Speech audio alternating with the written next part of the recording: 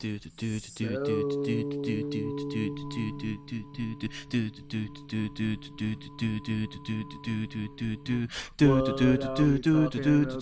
today?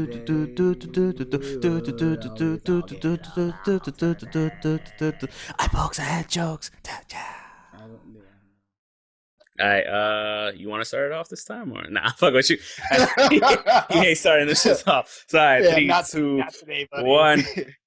Welcome back to episode. Well, actually, it's a random ass episode with we got Sabin Gage here, the limit breaker. For the first time on Eye Pokes and Head Chokes. Thanks for joining us, bro.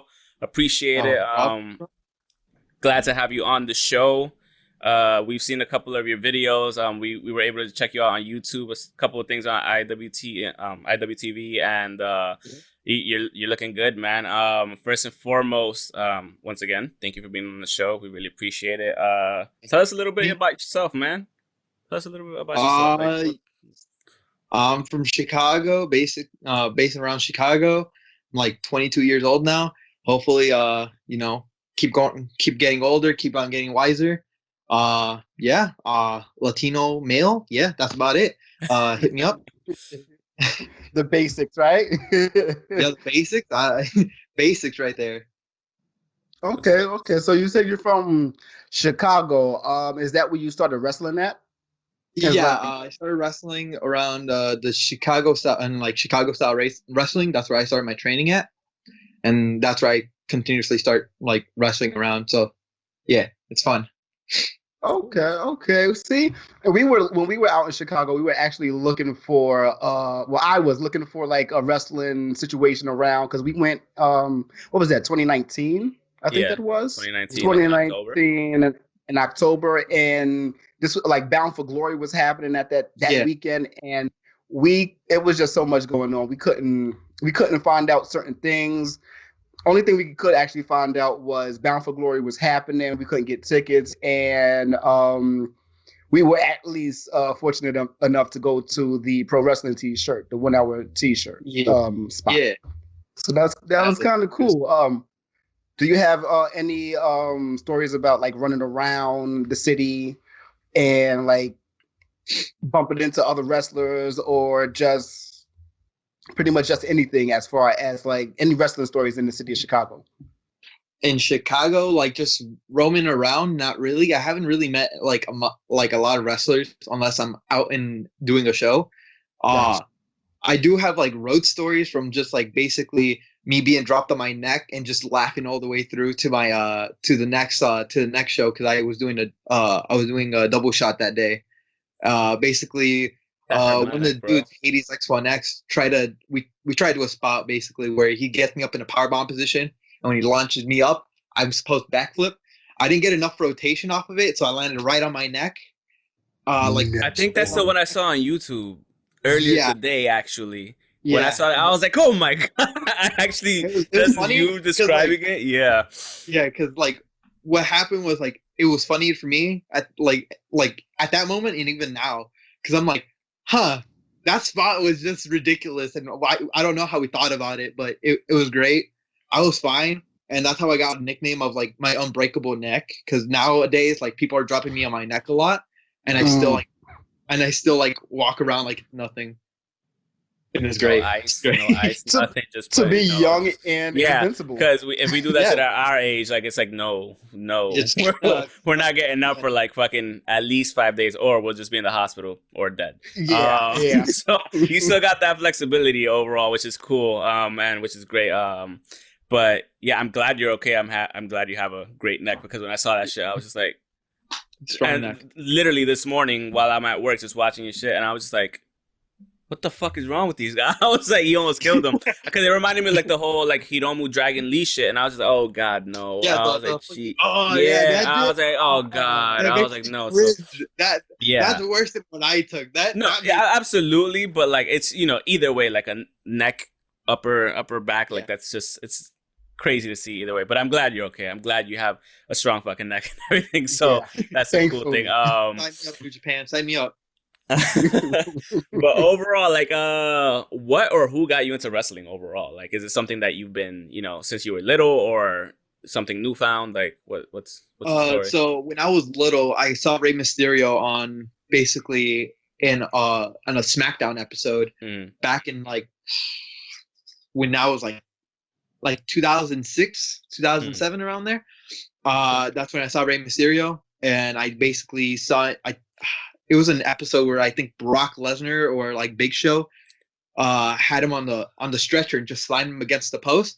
That was the first episode I watched, and it was the funniest thing for me. And it was like I'm like, damn, I want to do that. I want to get slammed against the post like that. And so since then, yeah, I grew up wanting to be a wrestler. I just basically accepting any type of bump. Basically, that's what I wanted to do. Now I'm kind of older, kind of wiser now, so I'm like, maybe not that bump, but maybe another time. Yeah, bigger match. Yeah, but absolutely. That's a very memorable bump. Yeah, absolutely. That yeah, because wild. That man could not hold him. Like after he got slammed, could not catch himself. Just took straight. He took it. Yeah. Great. For you to say, hey, I want to do that after seeing that is just like, yeah. Yeah, you're a different type of guy. You're a different type of animal, man. I was built different for this. No, but after that, I kind of like lost my interest in wrestling around like middle school ish, high school ish. But I still wanted to be a wrestler. I already knew I wanted to do that. That's why I took some acting classes, try to get like basically better at acting, better stuff like that. I was never really into sports though growing up, except for wrestling. But yeah, and then I got my love back for wrestling when I saw Finn Balor in NXT. Just seeing that fire in him, that grind that he put in the business, just it was great. Okay, that's good. I mean, 'cause that's a good person to like try to model your shit off of, especially like, and a good person to inspire you because like you said, he was pretty much what made NXT pop. Like him and Bailey and this and that, like his involvement in NXT, like as one of the OGs and still, being there now, going back to it, like his, that was like, for me, that was the golden era of NXT. Like, even though it was still up and coming, like you just had all the good shit, all the good wrestlers, and like some of the best matches back there. Obviously, you still have really great matches now, obviously, but for the most part, like that was my golden era watching NXT. I was like, all right, that's like that's when I watched on the weekly. But absolutely. Yeah, that definitely like rejuvenated interest with a lot of people. Like, for sure. And it's not even that great.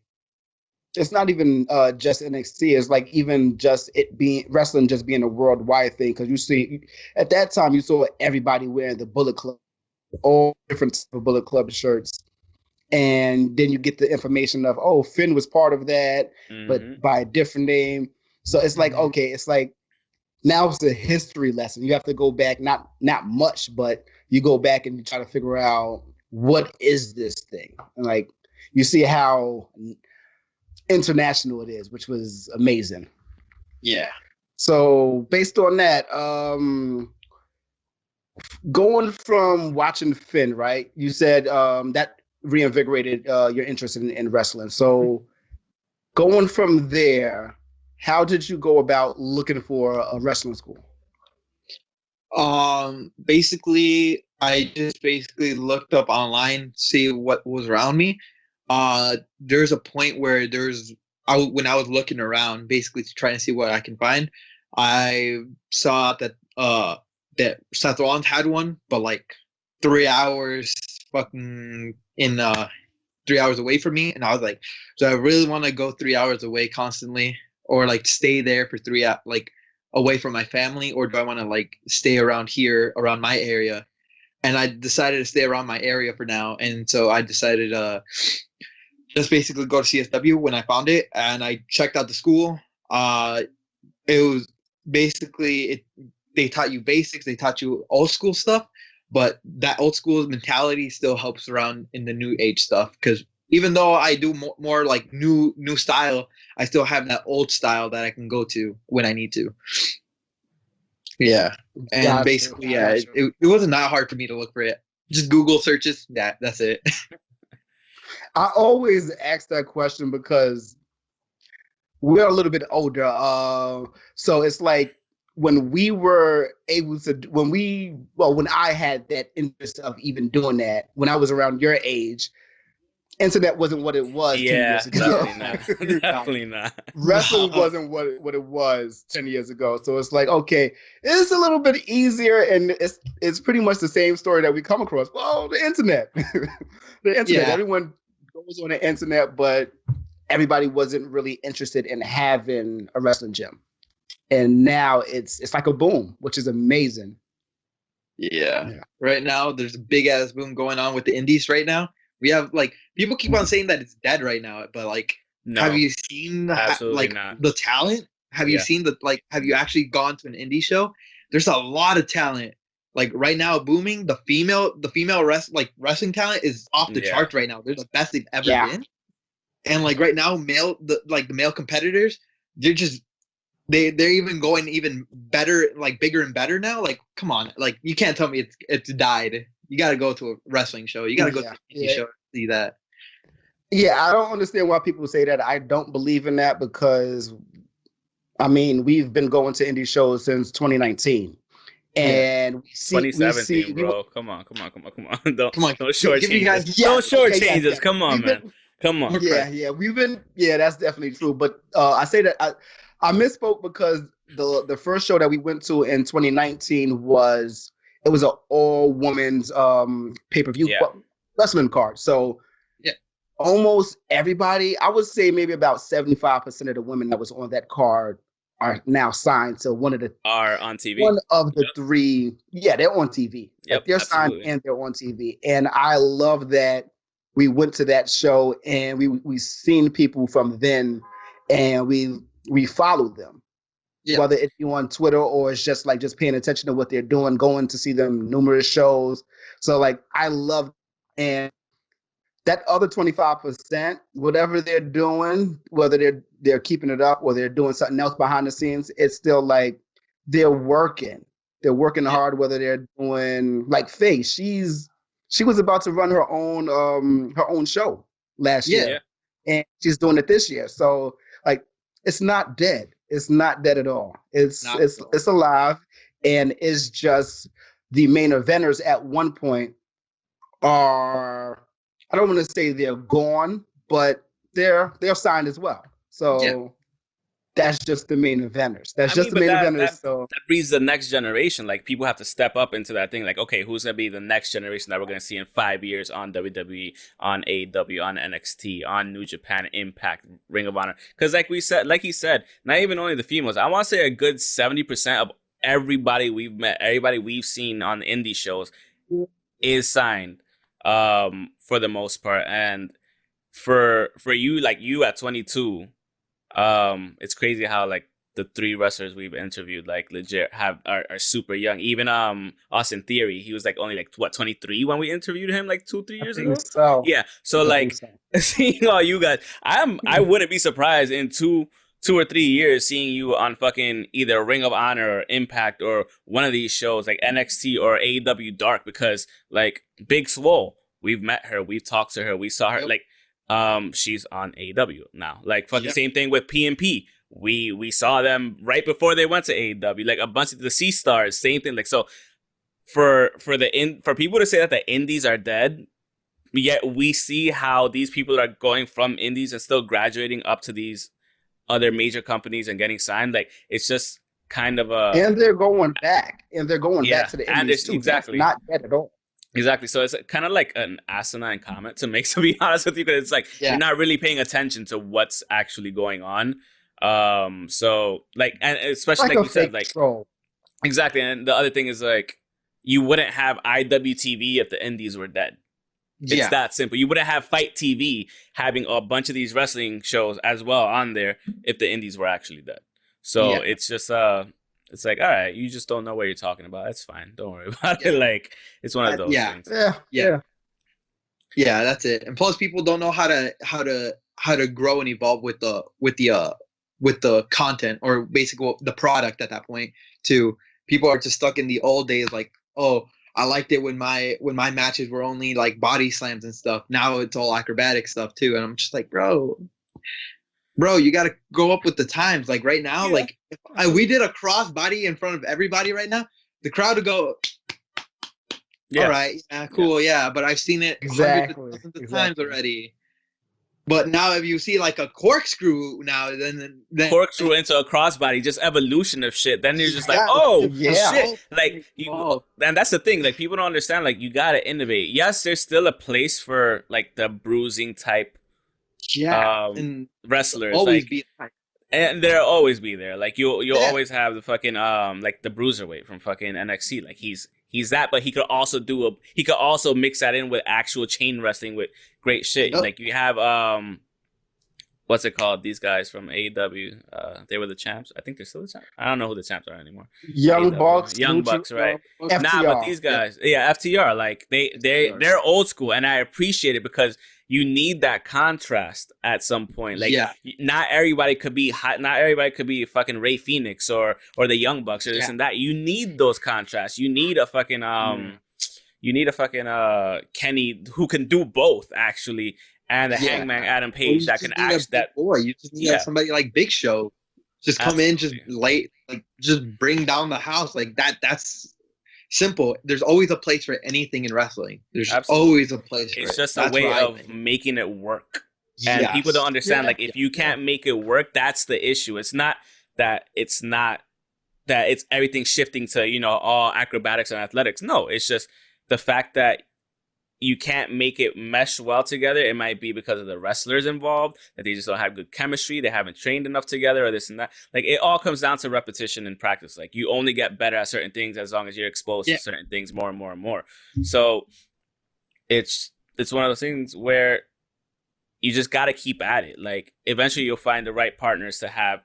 You'll have the FTR versus the Young Bucks. You have the FTR versus the Lucha Bros, because those things, like, there's a contrasting style. And the same thing you see in MMA, a wrestler versus a striker. Like, it's a grappler versus a striker. It's the same thing. Like, those are going to be for some of the best matches. Yeah, the wrestler might win most of the time, to be honest with you, especially if it's a Khabib. But I digress. But, like, overall, it's you see. But, like, for example, perfect example, Francis Ngannou. He's full striker, but now he can wrestle. Like, it's just about working everything into your repertoire. So, like, you can have the acrobatics, but you could also, like you said, go back to basics if you need it, when you need it during the match. Yep. And that's Exactly. And every wrestling style isn't for every wrestler. Some wrestlers can do multiple. Some wrestlers can only do one or two. So it's just who you are and your body type. You can't do everything. Like, Yep. don't expect somebody like Ray Phoenix to be as big and powerful as the Big Show. It's not plausible. Yeah. So we also wanted to know, like, how long have you been wrestling? Because we've seen quite a few matches of yours. So we want to know, how long have you been training, and how long have you been wrestling? Excuse me. I've been training since I was like 19, so put it like 3 years now. But I've been wrestling for about 2 years. It's been a while actually. Holy crap. Yeah. Now that I think about it, I'm like 3 years already gone by. That was fast, but yeah, no, I've been training for about 3 years now. I think I'm about to reach 4 in like November around, or like actually no, August. My bad, August of this year. But yeah, it's wild. It's wild to think about that. Jesus. Yeah, I'm old. Once you put it into, you're old. No. Get the fuck out of here. This motherfucker's 22 saying I'm old. Like, when you get to 31 and 32, so you start talking about you're old, then you can start talking. Once you hit 10 years later, dude, once you hit 25, you're going to be like, my back, for nothing. Oh, that You'll be neck bump from years ago, I'm feeling it now. Yeah, exactly. And once you get to 30, everything's just going to be hurting for no reason. You're going to be like, fuck, I didn't even know I could hurt right behind my ankle. Like, this smallest little slip. Like, you dude, trust me, you have time. Make use of your time. But back to that question, what was your first match like? Like, what were those feelings like going into your first like official match at the, like, What was your Those thought process going into that? Like, All right, so my first match was actually a battle royal. Okay. Basically, it was basically they this is what they called a future battle royal at CSW, where they put all the trainees in one battle royal, or somebody that came through to show up what they have to get into the show. They'll get into it, and basically just an over the top battle royal. Everybody starts. Last 2 or 4, whatever the booker decided that day. Whoever's the last 2 or 4, they have an official match later on or on the spot, and that's it. Okay. My first match though was a battle royal. When I went in there, I was super like nervous. I had butterflies. I was excited, but it only lasted like 10 seconds. So literally, I was in there, threw a couple shots, got thrown over. Oh shit! And I'm on the floor. I'm like, that was it. Like all this training for like a year, and that's it. It was really humbling. Don't get me wrong. It's humbling. no, absolutely, yeah. And anybody who'd ever go through that would be humbled by that. And that's why I'm always a humbled guy about it. I don't really like to talk about like oh, what have you accomplished and stuff. It's not me. I don't go out there and like to show it off. If somebody asks me, I'll do it, but like I'm not like, oh, I've done like, yeah, no, but this is, yeah, that was a humbling experience, and I have learned a lot just because of that 10 seconds that I got to make my time in the ring matter, and that's it. That's good. Nice. So, no, just real quick to piggyback off of that first 10 seconds. What was your actual first singles match like? Oof, I was going against my best friend Ryan Matthews. He was me and him trained. Is that the pretty boy one, the one in the pink? Yeah, the one. Okay. Yeah, really good match. I like that. That was a good match. Yeah, that was fun. Yeah, me and him were like we would constantly like during training we'd have like little practice matches against each other. We'd never take it like super seriously. We'd always joke around, like have little silly matches, whatever, just because it's like your boy, you just play around with your boy.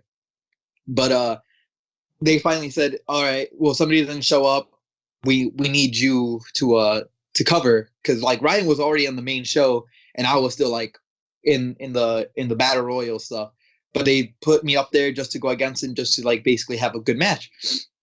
Me and him like literally just thought of a fun match, something that me and him would basically be proud of, even though like that was my first match and he's already had good matches beforehand.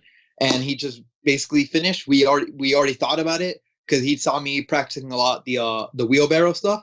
He's like, what if I counter that into a German? I'm like, yes. And I'll let you know right now, I forgot to tuck my head and I slapped the back of my head on that. Oof. It was great. Did you get concussed after that, or are you good from that one? Like, no, it's just like I hit and I'm like, whoa, and it knocked me a little loopy, but never. I never been concussed. Okay, good, glad. Where's wood? Fuck. Shit. Fuck. I lost. Oh, so when I was watching that match, I could genuinely see the fun. Like it looked like an exhibition match. It looked like it was just out of fun, and that you guys were actually like just. It was like playground shit. Like yes, like back in the day. Yes. Exactly. It looked like really good chemistry. And like you said, it makes sense because you guys been playing around beforehand and stuff like that. So it makes sense. So now I was going to put you in the hot seat and ask about some accomplishments, but I'm not going to do that. maybe later. I don't mind. Yeah, maybe later. So he's asked you about your first singles match. What is your favorite match that you've ever been a part of?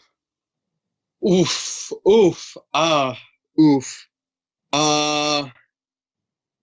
What I have like 2 that are really up there right now. I like this match. I like my match again. It was a mixed tag, me and Sky Blue versus the international superstars Blanco Loco and Dream Girl Ellie.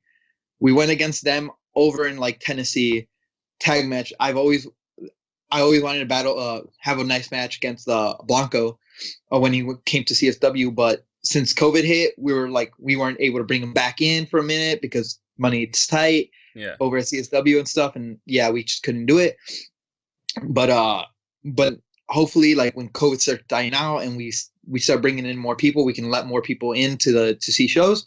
We can finally like get them back in, because I would like to have a round 3 with them, because we had 2 matches against them and we just went balls to the walls against each other, and it was just so fun to go against somebody so in like high caliber above me and still keep up and like have like such an amazing time with them.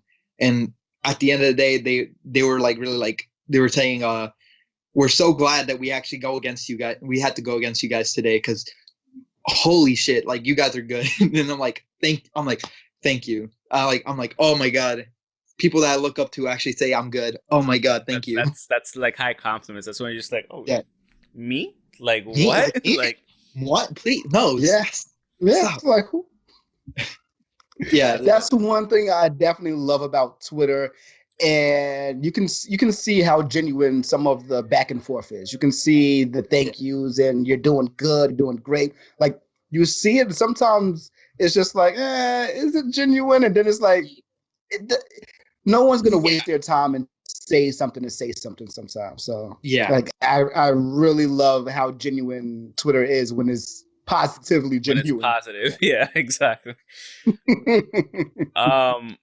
That match that you had versus Sky Blue, that also looked like it was a bunch of fun as well. Yeah, me and her have basically trained ever since she came to CSW. Me and her trained constantly, because me and her were like the same size, around the same weight. So basically, I was always her training partner and everything, because no one know how to, like, everybody was scared to hit the girl, and like in wrestling, you're like, fuck it, I'll go hit her. Like, girls are wrestlers, you know. Females are still wrestlers. They're wrestlers. Treat them like wrestlers. It does not matter if they're a guy or a girl.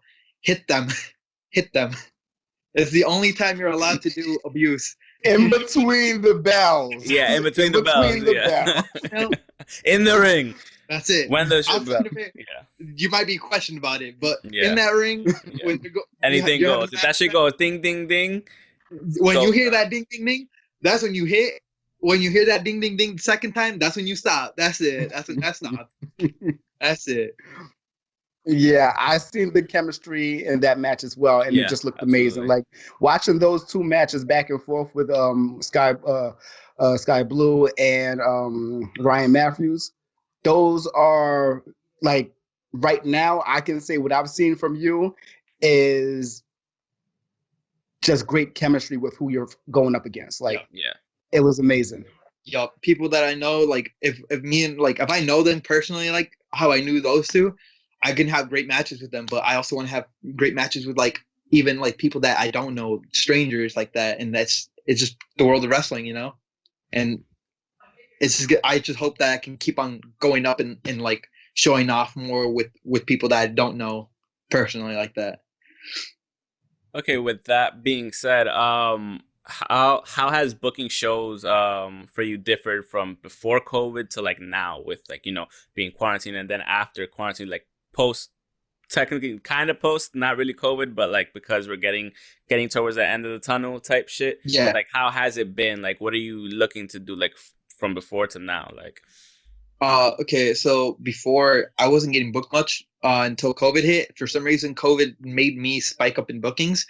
Weird. That's weird. Most people got cut off from that, but I got bumped up in bookings. But now what I'm looking forward to after COVID is done is just to get more bookings, see more states, wrestle people that haven't wrestled before, like Billy Starks, Cole Radrick, people of those calibers that I know that are going to push me to that next level. That's literally all I look forward to in wrestling nowadays, just going to that next level, pushing myself further. That's good. That's a good answer. Yeah, that's great answer. Most people try to like stay in a comfort zone, but you know, you challenging yourself to try to get better and better. That's the only way you get better. Challenge yourself against a better caliber opponent. Then on to the next one. Once you reach that level and you could go back and forth, and it's like, all right, shit, okay, I can do this. Let me try the next level and the next level and the next level. So that's great to hear you say that, because there's a lot of complacency. There's a lot of getting comfortable. I see. And it sucks to see that, because it's like, yo, you have the talent and you're just not utilizing it properly, or you're not pushing yourself enough, which sucks to see so much. And it's just like, and that's what you see from the people that have gone from the indies that are signed now, that we were talking about earlier. Like, those are the people that kept pushing themselves. Like, no, I'm doing this for a reason. I'm going to test myself against the next person and the next person. Okay, then this person. Like, it's something, it's that not even winning mentality, but like challenging yourself to be better every single time.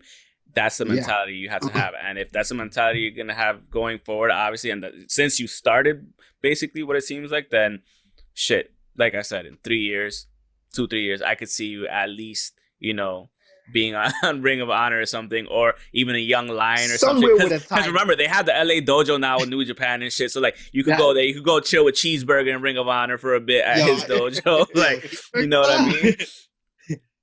Yeah, I'd love to actually be in the LA dojo or just hang out with Cheeseburger. But I've also been thinking about going over and just seeing Alex Shelley's place over in Ohio and stuff.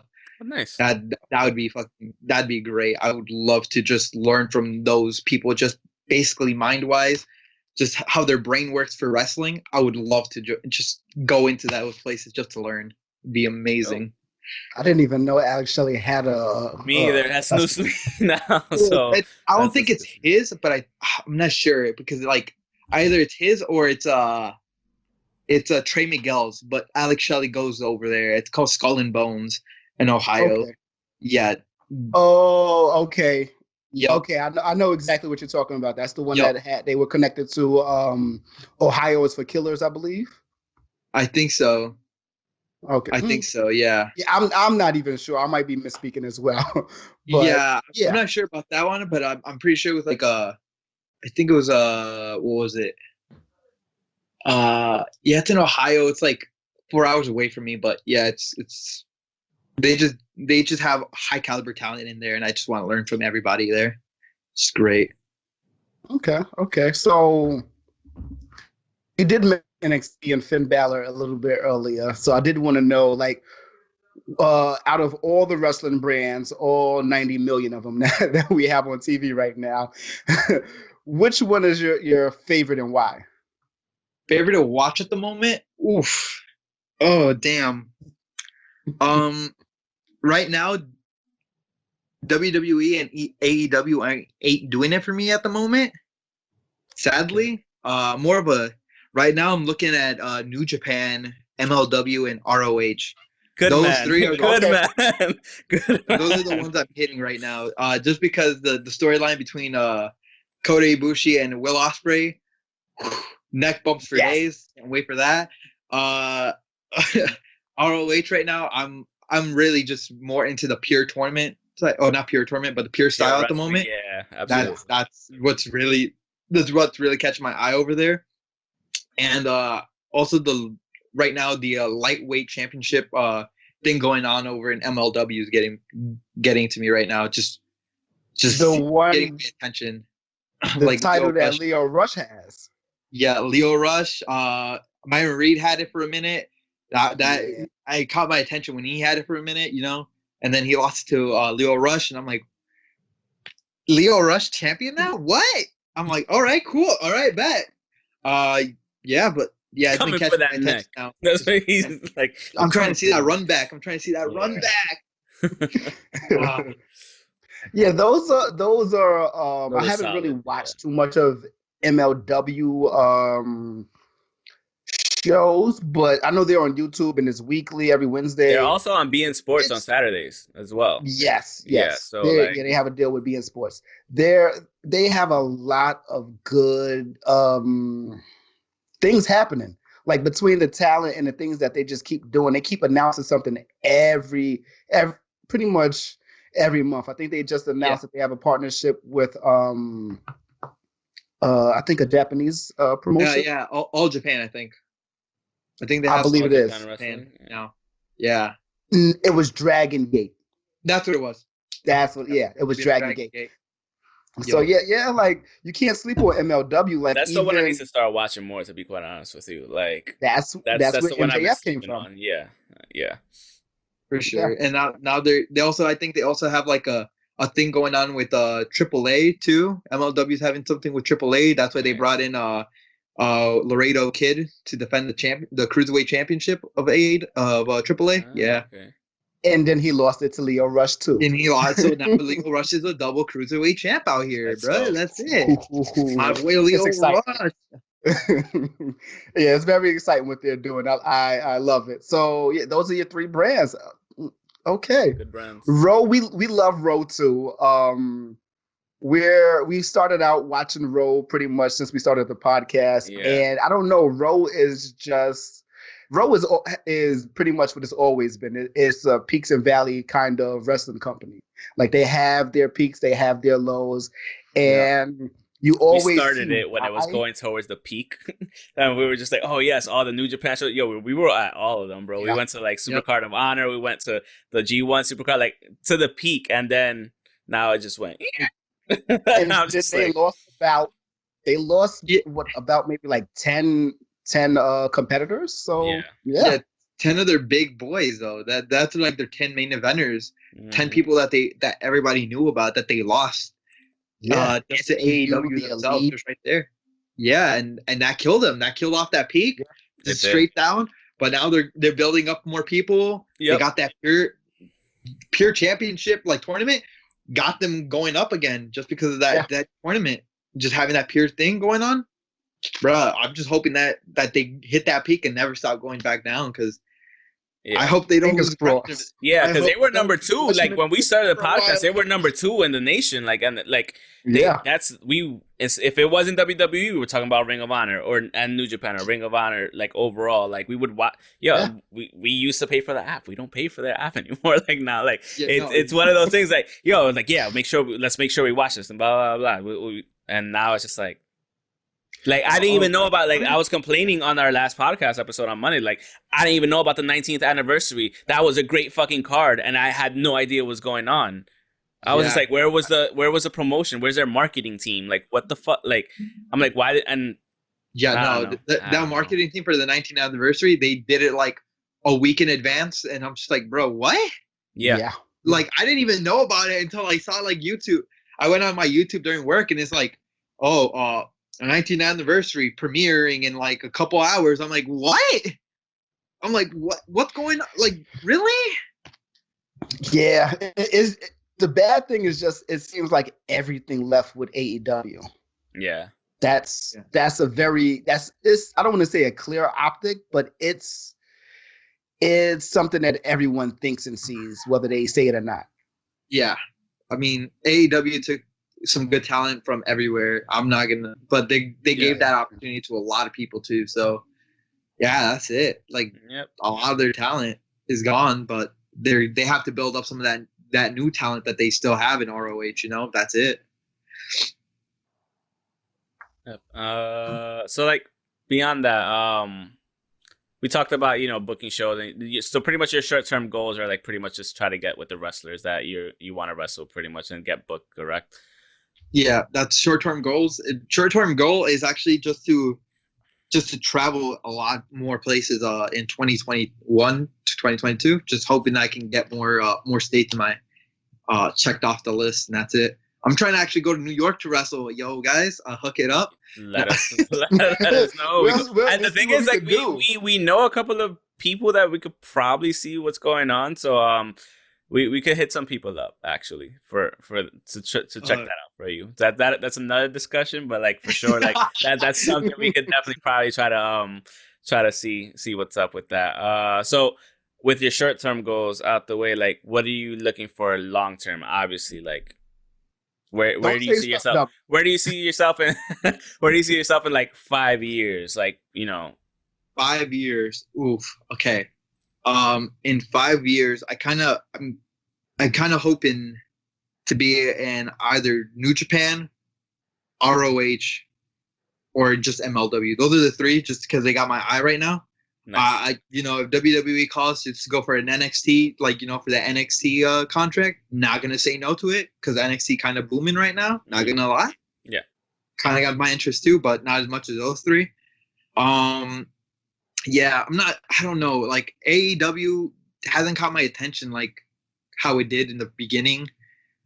But that's about it. Like I forget who their tag team champions are, even though it's Young Bucks. I barely remember that. Just like I forgot. I was like, who are the champions? Like, I forgot who's their TNT champion. I just I don't remember who it is at this moment. Do you guys remember? They're not defending the titles honestly as much as they should be, and I remember because I watch kind of religiously, but yeah, it's hard to like really have much interest in the champions at the moment. Yeah. I'm more of a guy who's like, your championships should be some of the main things that should be going on in your show. Everybody should know who your champions are. If you're on TV, everybody should know who your champions are. They should at least know, they beat these guys. That's it. They should know who the old champs are. That's it. I always forget who the old champs are. Like, the only one that I remember is their world heavyweight champion is Chris Jericho. That's it. Wow. Moxley when he won it, but then Omega. But like at that moment when Moxley won it, I forgot that he was a champion for a minute because I didn't see him for a while. Fair enough. We could blame that on the pandemic, I guess. I don't. Yeah, I mean, like it's just basically matches and stuff. They weren't having enough matches or promoting it like how I basically imagined. But yeah. No, I agree with that because they like AEW has 3 shows right now. Whether it's on TV or not, they have 3 shows, and they should put these titles on all 3 shows. Absolutely. Yeah. We've been saying that. Yeah. For a while. No. They have two shows that don't have any titles on it at all, and then they just have that main show where they're like, okay, here's the TNT Championship, and the guy holding it but not defending it. Yep. It's kind of Oh, here's our world heavyweight champion coming in. It's like here's Sting and the guy with the TNT title. Sting. But Sting, remember Sting? Sting. Oh, remember Christian Cage? Thank you for bringing Christian back. Yeah. What about your champions? Like the women's division? I don't want to talk about that. I don't even know about the women's division that well, but like the fact that you just brought up the women's division just irked him just now because he stayed talking shit about Sheeta, but it's like it's not, and I keep telling him it's not the wrestler's fault. It's the booking. It's the booking, and it's not the misrepresentation or the lack of representation of the title and defending it. Like I completely understand, but you keep trying to blame it on. You're like, what about Sheeta? And I'm like, stop blaming it on Sheeta. No, I'm not even blaming it on the champion. I'm blaming the champion. I'm sorry, she's the champion. I'm blaming the champion because she doesn't look like a champion. She's just not there. Like it's the same thing with Brock Lesnar we were talking about years ago. He was a part-timer. He was a champion. Where's the championship? No one's saying that about Sheeta, but me. Like it's the same argument. I don't think you're the only one saying that. There's a lot of people saying that. I mean, I feel like somebody else should be the champion at the moment. Sheeta, yeah, I mean, great competitor. Great women's competitor. It's just, there's other competitors in that roster right now that kind of deserve it better. I don't know. Britt Baker or Thunder Rosa would be a good way to go. Yeah. Thunder Rosa? Yeah. Yeah. Right now, that would be a good way to go. Why you dropping the ball right now, bro? They just had an awesome match. You know what would have made that match better? If there's a title on the line? Yep. I don't know. Yo, fire title match? Put more eyes onto your women's division? Yeah. I don't know. Yeah. Well, even if that was just a number 1 contenders match, that would have put a lot of eyes. Just as a number 1, if they would have been like, "Yo, this is a number 1 contenders match." On top of that, they would be like, but it wasn't. It was just. Hey, yeah. Just. It was unsanctioned. I hate you. Unsanctioned hardcore match. Thunder Rosa versus cool. Don't get me wrong. Nice match. Great match to get eyes on the product and your women's. Would have been better if you would have put it a stipulation to it, I don't know, women, number 1 contender for the women's championship or for the championship itself. I don't know. It should have been for the NWA champion. Actually, no. Serena Deeb has that, I believe. Serena Deeb has it, yeah. Yep. Or at least the Serena number one Deeb. contenders for that too, because if you're working with them at the same time, like there's a lot of shit they could have done with it. So yeah, I wholeheartedly agree. Yeah, like the women's division, besides that match, to be honest with you, has been kind of non-existent. So like it's getting a lot better. It is. Like as far as TV goes, yes, it's a little non-visible. But as far as the 3 shows, those other 2 shows, they're stacking it up. Like the women matches are on YouTube pretty much. But we've talked about that even with the tournaments. Like, okay, why is it not on TV? Why is it on just YouTube? So yeah, it's annoying. But I wasn't really trying to get into that. I was more so responding to the Christian Cage match with Kazarian. Like, ugh. Was it bad? It wasn't bad. I didn't see it. You can tell that he took 7 years off. Okay. A little rust. I can see where the rust would come into play because 7 years gone. But I like I said, I didn't see the match, so I can't really comment on it too much. You know, I can if people tell me you can tell that he had rust, I'm like 7 years off does that to you, you know? Yeah. Yeah, and 20-minute match. Yeah, exactly. Yeah. Shit. And after being on vacation from work, I come back and I'm just like, how do I do this? What do I do? Oh, right. They're like, dude. I'm just like, right. What is like, that? You trained us. I'm like, yeah. I know. It's just it was just that 1 week off. Gotta get back into the groove of shit, and that's the thing. You just gotta get back into the groove of it. 7 years is a long fucking time. So yeah. I give him. He might be able to. I want to say this the right way. He might have. He might look like peak Christian around May, around Double or Nothing. Yeah, I can see that. Just getting his groove back. That's it. I think a couple matches gets all that rust off. You should be good for any match. Actually, might just be the one match. You never know. Like it might just be the one match. He needs to get that out of his system. Like right. Just like muscle memory and all that shit. And like maybe going forward in that match. Be like, all right, good starter. Let's get better. Let's get back to the groove. That's it. Yep. Yeah, I definitely think that. Give him a couple of weeks, he'll get back into the groove. But I say May Double or Nothing because that's the next pay-per-view. I don't think they're gonna miss having him on that pay-per-view. Depends on the plan. Depends on the storyline, the plots, and all that shit going forward. But most likely they're gonna put him in there somehow, some way. Yeah, absolutely. Yeah. You don't sign Christian Cage for no reason, pretty much. Like, you know. Yeah. I mean, they signed Paul White. You know, they signed Big Show. Yeah, that's true. But I haven't seen him do much. I haven't heard too much. I think he was supposed to be mainly commentary on their new show or some shit for the most part. Like, he's commentary so far. Yeah. Oh, really? Oh, yeah. Oh, no. And he's good. He's good though. He's good on commentary. I know. I do want to see him with his deep voice. Yo, that man's deep voice. Yeah. I'll tell you right now. The Whale is the Big Show. Every time he's on commentary, I don't want to see it. That's it. I'll tell you right now, just based off of I watched that show he had on Netflix, the Big Show. Based off of that, I don't know why. I was just bored and I just kept watching it. And based off of that, yeah, I'm pretty sure I haven't seen him do the commentary yet, but based off of that, I think he'll do.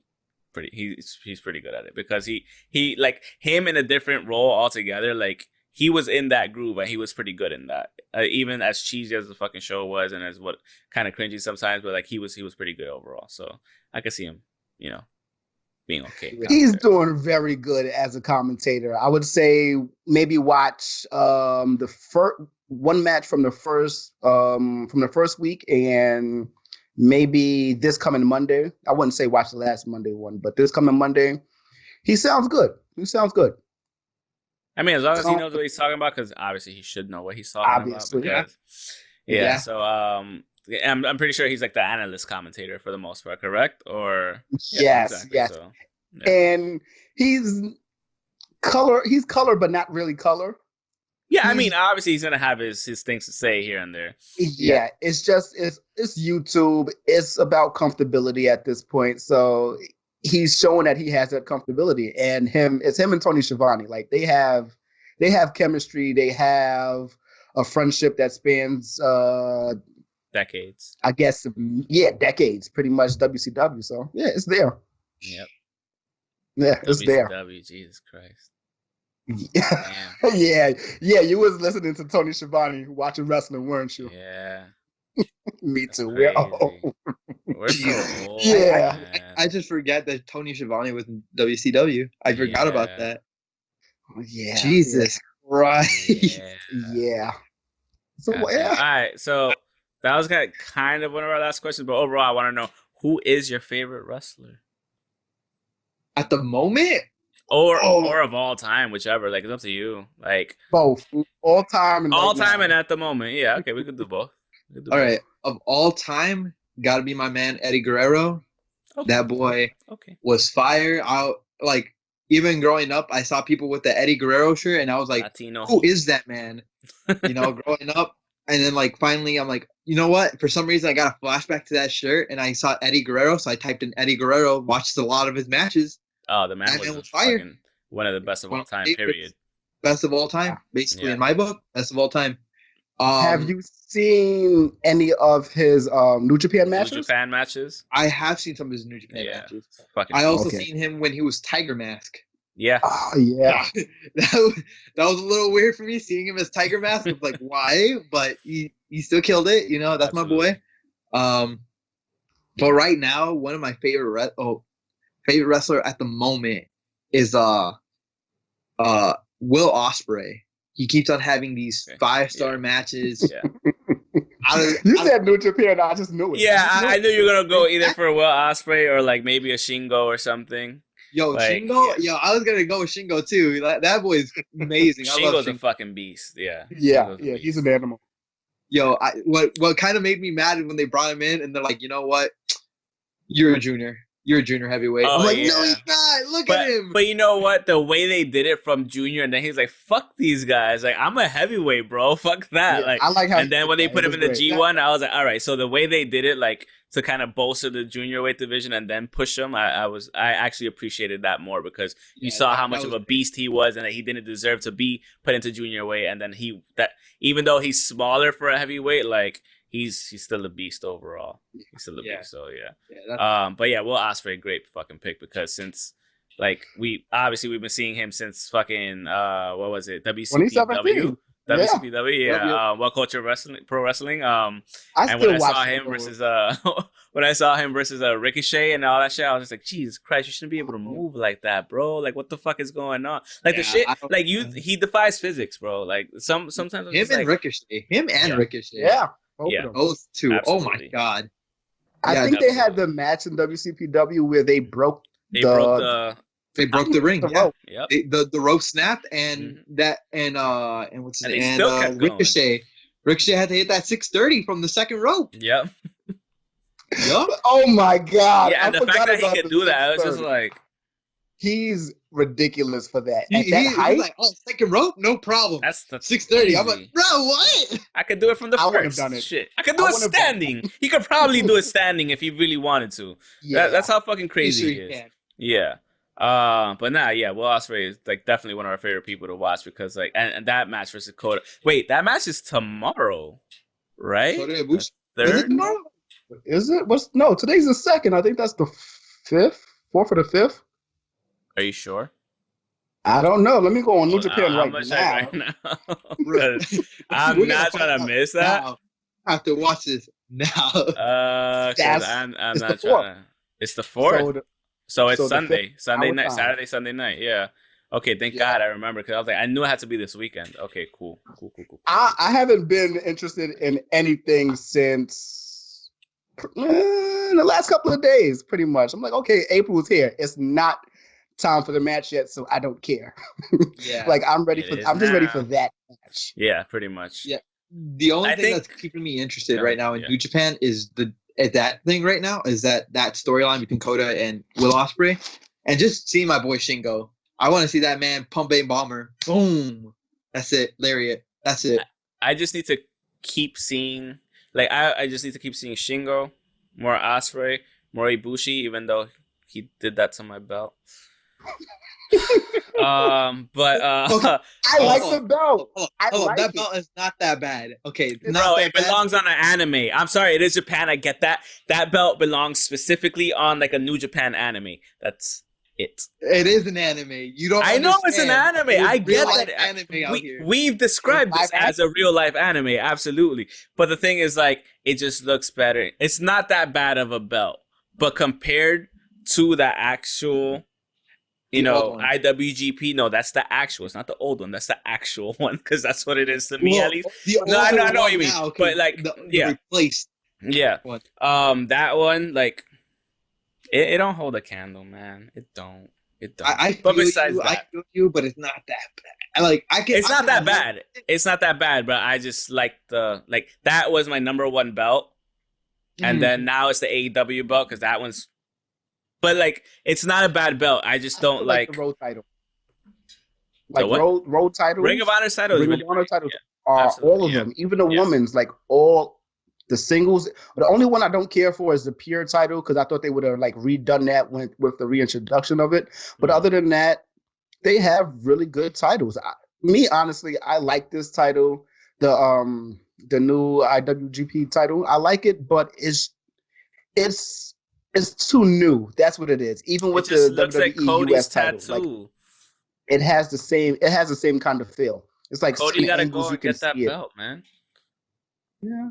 Yeah. I mean, honestly speaking, I could see fucking Kenny popping up and eventually like, I want that, sir. Bro, I want it. So that'll be happen. it'll happen in the future. It'll happen probably later this year. Like he'll just pop up and we're all gonna like shit ourselves like out of excitement and whatever. So but yeah, I also just want to keep seeing more Zack Sabre Jr. versus Sonata and some Pitbull versus Stone Pitbull versus fucking Anybody. the Japanese Joker. Come on. Who the hell's the Japanese Joker? Come on. This motherfucker. Minoru Suzuki. That's literally the Japanese Joker. Okay. Like that motherfucker's crazy. Yes, he is. That motherfucker's crazy. I'm talking in terms of crazy. That motherfucker's crazy. I love Minoru Suzuki. Crazy, but I wouldn't call him that Japanese Joker. I love that man is not a smiling boy. No, but when he does, it's creepy. That's what I'm getting at. When he does, it's creepy. I forgot who he had the match against, but he was like laughing in his face, and I was like, "Please stop!" I was like, he's done that with a few people. He's done that with Hangman. He's done that with Moxley. He did it with I think it was with this dude, the big guy. What's his name? Cobb? The Samoan. Yeah, Jeff Cobb. That match was fucking crazy. Because they're the same size, but they're not. Like Cobb maybe have like two. Or I'm thinking of Ishii. I love New Japan. Either way. It was Ishii. I'm sorry, my bad. But I just love watching Ishii and Suzuki matches. Those are my favorite matches to watch sometimes because it's like you're gonna get hell. They're gonna go to hell and back. So yeah. But yeah, man, that's picks. real strong style. Eddie Guerrero and Will Will Ospreay. That boy, strong style. Like my boy Tanahashi. Can't forget about my boy Tanahashi. Oh, Tana is Tana. Like that's like that's they just have a good talent. They just have a lot of good talent. Absolutely, and it's hard to place them all in like high spots. That's it.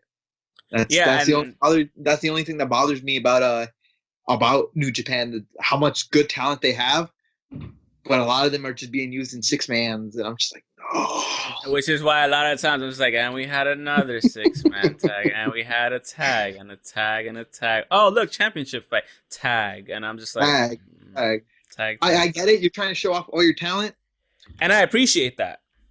But, bro, give me a couple singles. I don't mind. I don't mind watching a couple singles matches. Yo, give me Jeff Cobb versus fucking versus Suzuki. Anybody. One match exhibition in like a random. Give me Cobb versus I'd watch it. Shingo. Yo, catch my attention. See, that was one thing that happened because of the pandemic. We got more single matches. We did. Like that's one thing I like. Yeah, we got more single matches based on we got more of the tournaments. They were spread out more, but it was just more single matches. I like the tag matches. Everybody has to get their shine, but it all feels the same sometimes. Yep. A lot of the matches feel the same, yeah. And then it's like I know some of these guys, I don't know this one or that one. So I was like, I get it. They're like the old guys are still trying. They're trying to give the old guys some money too. So like it's all understandable. But it's like, I want to see a whole 2-3 cards for a tournament, like New Japan Cup or something like that. I just wish I would have had Yano at the fucking finals of the New Japan Cup just for fun. I want him to win a whole tournament one time, just fucking cheating. Not the King of Pro Wrestling tournament, because obviously, for obvious reasons. But I want him to like win a legit tournament just by fucking with everybody and winning. Because that shit he did against fucking Great Khan, I'm like, oh god. Between that with the hair and what was it? Hiromu, who he put in the elevator last year. Yes. Yeah. That was amazing. Yeah, it's just put him in the elevator, got a count out win. Just the fuckery. It's like you can't get mad at it. I love it. I love it. You have to have that type of asshole funny character, just like you do in anime. So it is what it is. But Cooler, you got any other questions for him or? I do not. I don't think I do either. I mean, we just geeked out over wrestling for about 10 minutes. Yeah, that's fine. That's what it's about, man. So it is a wrestling podcast. So yeah. But yo, man, thank you so much, Sabin Gage, the Limit Breaker, the unstoppable neck, the unbreakable neck guy here. Thank you so much for being on the show. If you have anything you want to plug right now, please go right ahead. Your socials, whatever, go right ahead and plug them. All right. You guys can follow me back on Twitter. At Sabin Gage, or on Instagram at Sabin_Gage. Yeah, that's it. I don't have much to plug except for I'll be in Tampa this coming weekend, just to like chill out with people that I know and watch some wrestling. Hopefully you get booked just on on the fly, just randomly you're there, because obviously that's one of the goals. I hope you do get booked, man. Fingers crossed. I hope you have fun in Tampa. Enjoy fucking WrestleMania, the whole experience. And thank you again so much for being on the show. We appreciate it once again. It's been a pleasure having you on. And we hope to, actually have you back on the show soon. And hopefully when you come to New York, we fucking kick it. We see what's up and taking the sites, whatever and shit. So like, it is what it is. But once again, thank you for being on the show. Thank you for saying yes for this. We're so glad to have you on the show. And we hope you have a good one down in Tampa, bro. Appreciate it. Thank you. Definitely want to have you back. Back, brother. Absolutely. For sure, bro. I don't mind coming again, bro. All right, cool. Good to hear. So everybody, thank you for watching. You can follow us on Twitter at Pokes and Chokes, myself at _ Mr. Alex25 _ the guy on the other side at NU_KEWLA. Facebook.com/Pokes and Chokes, on Instagram at Pokes Chokes Podcast. You can listen to us on Spotify, Apple Podcasts, Google Podcasts, Stitcher, and Transistor FM. If you want the merch from, I always forget the merch. Redbubble, Threadless, Teespring. I'm thinking about hotels right now for some reason. Click the link link in the description below. Because I've been looking at hotels the whole day. And once again, thanks so much for being on, bro. We really appreciate it. Good luck with everything. And we hope to see you in the majors relatively soon, hopefully soon. And we'll catch up with you relatively soon anyway, probably a couple months down the line, see where you're at. And hopefully you got a lot more bookings. Hopefully you get to travel and just have fun and do what you do best. So thanks for being here. Thank you, everybody, for watching. And you guys have a good one. Peace out. Peace.